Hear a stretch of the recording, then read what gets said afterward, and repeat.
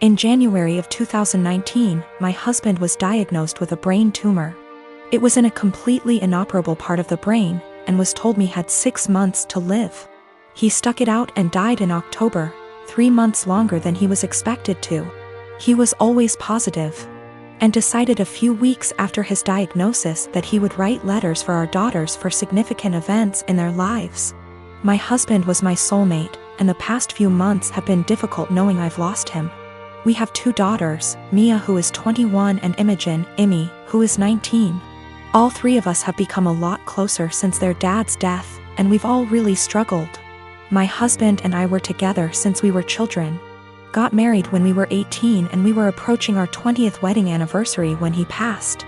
In February of this year, Mia got married to a boy she's been with for about 6 years. I absolutely love her husband, and he's been incredibly supportive during all of our grief. My husband wrote a letter for Mia to open on her wedding day. It's worth noting that my daughters were unaware of these letters. It was my job to give them to our daughters. Her wedding day comes around and I just can't bring myself to give her the letter.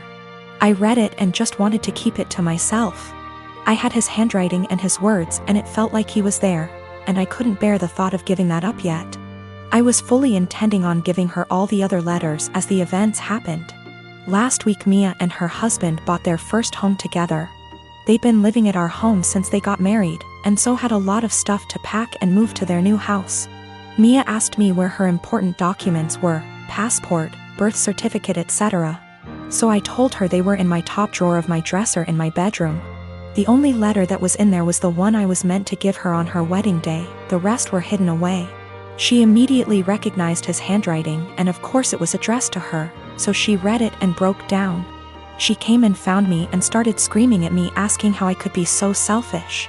I didn't really know what to say apart from the fact that I wanted to keep it and she could take a picture of it. Both my daughters called me an asshole and are convinced I'm keeping them from a load of their dad's stuff.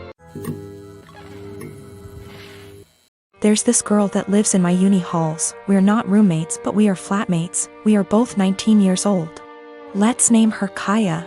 I met her in September when we started university and moved into halls. We're not best friends, but we are friendly. We don't really spend much time together. Over time, my friends noticed that Kaya tried to copy me in everything. It started slowly, accessories and some clothes. Nothing major. I didn't even notice until people started pointing it out to me. I have a rather distinct style and she started copying it. I don't know the style and she's free to wear what she likes, but it's the exact same copies of my outfits, which is very odd. But then, it started going further. I dyed my hair, she dyed her hair. I bought something for my room, she bought the same thing. I started chatting with a guy.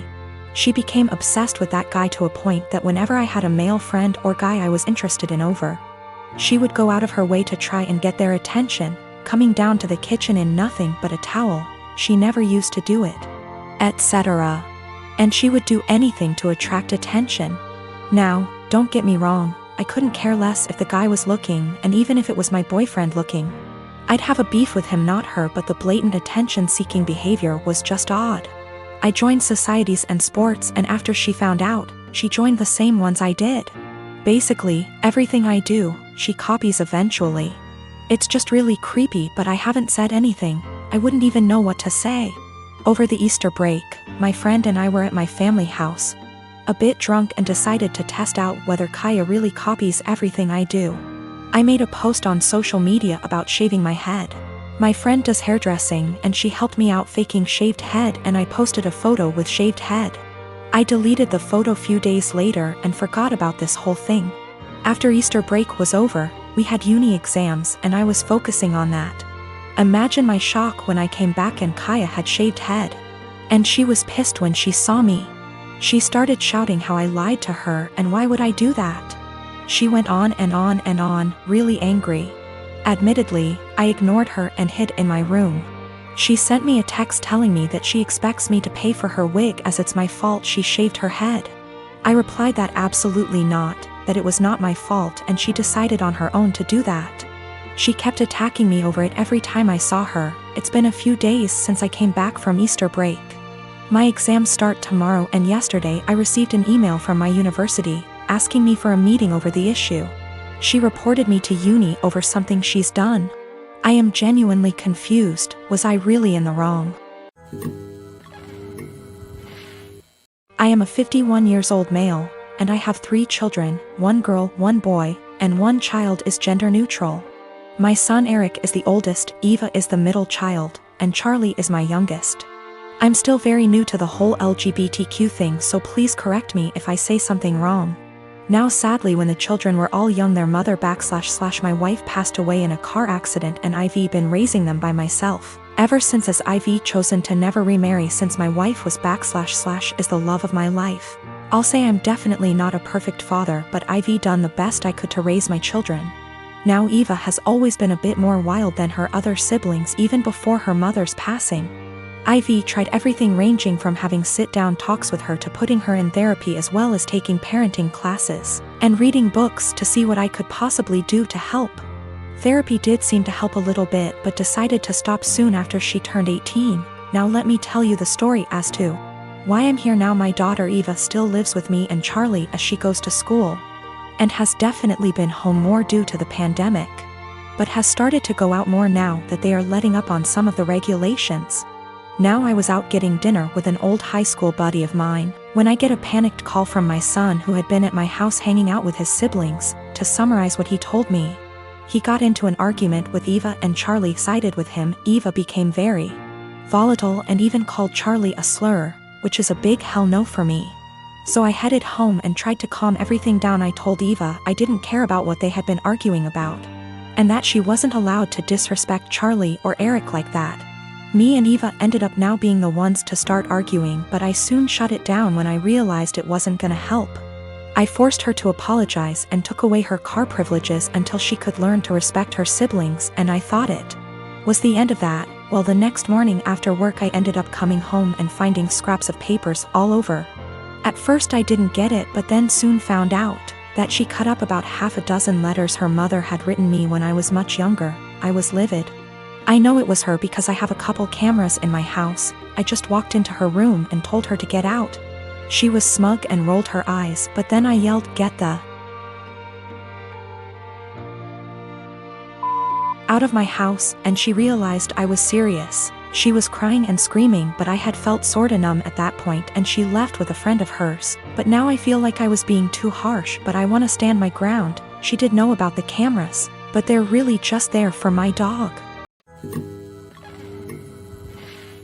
My husband doesn't like to go out much. It's not something that I've ever faulted him for or been mad at him about. We've never gotten in fights about it till now, and it's something he told me up front when we had first gotten in the relationship 4 years ago. I'm never going to be the kind of person that likes to go out a lot. I just want to hang out at home. And I of course said that it was fine because that's not a flaw to me, it's just a character trait. I used to suffer from depression due to a lot of traumas in my life. I found it really hard to go outside at all, and especially alone. I missed out on a lot of experiences because of this. In our first year of dating, he got me to have more confidence in myself, so I stopped hiding. I got a therapist and have been on a wonderful little antidepressant. We got married 1 year later, and I'm still happier than I have ever been, and I'm incredibly grateful to have him in my life. That hasn't changed one bit. Now, I know that this isn't what he does. I know that he doesn't stay inside because he's depressed, it's because it's in his nature to be a house cat. And like I said, I'm still fine with that. Lately he's not okay with me doing this, though. If I ask him if he wants to see a movie with me and he said no, or the more common, I don't know, maybe, I'll usually ask him 2 more times, and then if he still says no, or maybe I'll go by myself. It's the same with going out to dinner, taking little classes, etc. We had fun with this at first. I would come home from doing the thing, and then I would excitedly tell him what I'd done and the people I'd met. He'd happily listen and hug me and kiss me on the forehead. It was a really beautiful thing. At one point we called it My Little Adventures, and I would take Polaroid pictures and show them to him and then hang them on the kitchen wall. It was a seriously beautiful point in our relationship, and the times that we would go out and take Polaroids together were some of the happiest times in my life. I even made it a point to have us go to things that he liked to do. It was great. It was seriously so great. About 2 years ago I asked him, "Hey, I've been really passionate about learning a language and eventually going to this language's place of origin.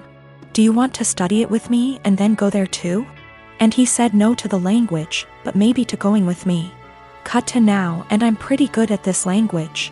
I decided about 4 months ago that I am going to this place. I asked and he would still like to come with me, and he said no and got kind of upset that I had learned this language without him. You're the one that's going to know anything, there's really no point in me going. I was kind of taken aback because during the process he was really supportive. I didn't really push it, but I apologized and went somewhere else to clear my head about things, and we were fine later on that day. I bought the tickets for me and my mother to go to the place about 4 weeks ago, and ever since then, things have been really tense. If I ask him to do minor things, like come to the grocery store with me, he gets a bit of an attitude. I can tell that he knows this is ridiculous though, because he'll say sorry almost immediately and be sad and quiet the rest of the time. I've tried to talk to him about what's bothering him, but he keeps either saying that it's nothing and he doesn't want to talk about it, or will tell me not to press it and then get mad and leave. I don't know what to do at this point. Our relationship has been so great, but I can feel things being strained. I can feel him kind of slipping away. I don't know what to do. I thought about buying him a ticket to the place anyway and surprising him, because I really would love it if he could go with me, and I know for a fact it's somewhere he's always been interested in. But I also don't want to force him, because I hate forcing people to do things. However, I also don't want to stop having these experiences for myself just because he doesn't want to. I've never faulted him for wanting to be at home, so why is he faulting me for wanting to be outside? I don't know how to talk to him or what to say. If I have to stop doing things, then I guess I will. But I also feel bad for having to stop, but it's not worth getting a divorce over or having things escalate that bad. I just don't know what to do or where to go from here. We had a bit of a long talk. I'm kind of a mix of exhausted, drained, and excited now. He said he feels like he's drowning in my success. I said I would learn a language, and I did it. I said I would lose 180 pounds, and I did it earlier in our relationship and got the skin surgery. I have a pretty stress-free job, and it's getting to him. He's been trying really hard to just be happy, but it's hard. He understands that it's wrong to feel this way, and between feeling guilty about it and feeling this way at all, it's just been taking its toll. He also has a skin condition that makes him feel cautious of going outside, especially in another country. I never thought this would be the problem, because he's always acted as though it's not a bother to him at all and he doesn't care. He's going to keep trying though, and to seek therapy independent of me because he thinks that he also may really be suffering from depression. Now, I have to say that we do have communication problems. Our friendship, 2 years before dating, started off long distance in Antwerp, so we're still kind of better with text talking than out loud speaking. Sometimes we have a hard time saying when things are bothering us out loud. So we'll text it out and then read off of that text because we find it hard to verbalize, and sometimes we just take things harder than we should. We've agreed to go to marriage counseling and we're making an appointment together tomorrow, so there are good things afoot. For more good news, he's agreed to go on vacation with me and my mother. I messed up in this, too. I like to think that hearing maybe or other apathetic answers instead of just yes or no didn't bother me, but it did. And sometimes, as some people pointed out, I would get kind of passive-aggressive about it. I'd ask him simply because it meant that I tried at times. I'm not proud of it, but it happened. I'm going to work on that more in myself as well.